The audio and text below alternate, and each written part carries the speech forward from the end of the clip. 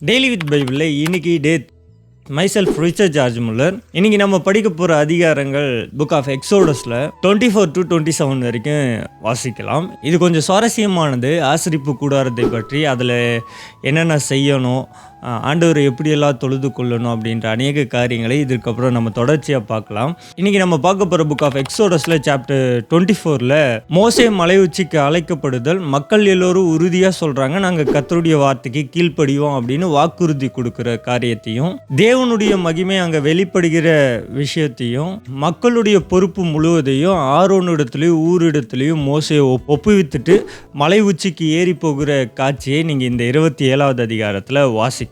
Book of எக்ஸோடஸ்ல chapter 25ல அது தொடர்ச்சியாக வாசிக்க போகிற காரியங்கள், ஆசரிப்பு கூடாரத்திற்கு கொடுக்க வேண்டிய காணிக்கைகள் என்னென்ன அப்படின்ற காரியத்தையும், மாதிரியாக சில காரியங்களை அங்கே மோசையோடு ஆண்டவர் பேசுகிற விஷயத்தையும் நீங்கள் அங்கே வாசிக்கலாம். தேவனுடைய பெட்டியை எப்படி மாதிரியாய் செய்யணும் அப்படின்றதையும், சமூகத்தின் அப்பம், குத்து விளக்கு இதெல்லாம் எப்படி செய்யணும் அப்படின்ற காரியம் அங்கே மோசேக்கு சொல்லித்தரப்படுது. அதை தொடர்ச்சியாக புக் ஆஃப் எக்ஸோடஸ்ல சாப்டர் 26ல ஆசரிப்பு கூடாரத்தின் 10 மூடுத்திரைகளையும், ஆட்டு மயிரினாலான 13 மூடுத்திரைகளை பற்றியும், பிரிக்கும் தொங்கு திரையை பற்றியும், கூடாரத்தின் வாசலில் உள்ள தொங்கு திரையை பற்றியும் இந்த இடத்துல சொல்லப்படுது. அது தொடர்ச்சியா புக் ஆஃப் எக்ஸோடஸ்ல 27ல பலிபீடத்தை பற்றியும் பிரகாரத்தை பற்றியும், குத்துவிளக்கு எப்போதும் எரிந்து கொண்டே இருக்க வேண்டும் என்கிற ஒரு லாவை பற்றியும் இங்கே சொல்லப்படுது. இந்த 4 அதிகாரங்கள்லையும் ஆசரிப்பு கூடாரத்தில் என்னென்ன காரியங்கள் இருக்கோ அதை எப்படியெல்லாம் செய்யணும், எப்படியெல்லாம் வழிமுறைகள் பண்ணணும் அப்படின்ற காரியத்தை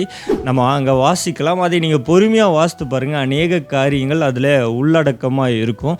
இது எல்லாமே யாருக்கு நிழலாட்டமாக இருக்கும்னா கிறிஸ்துவுக்கு நிழலாட்டமாக இருக்கும். இதை தொடர்ச்சியாக நாளை தினத்தில் நம்ம அதிக காரியங்களை நம்ம வாசிக்கலாம்.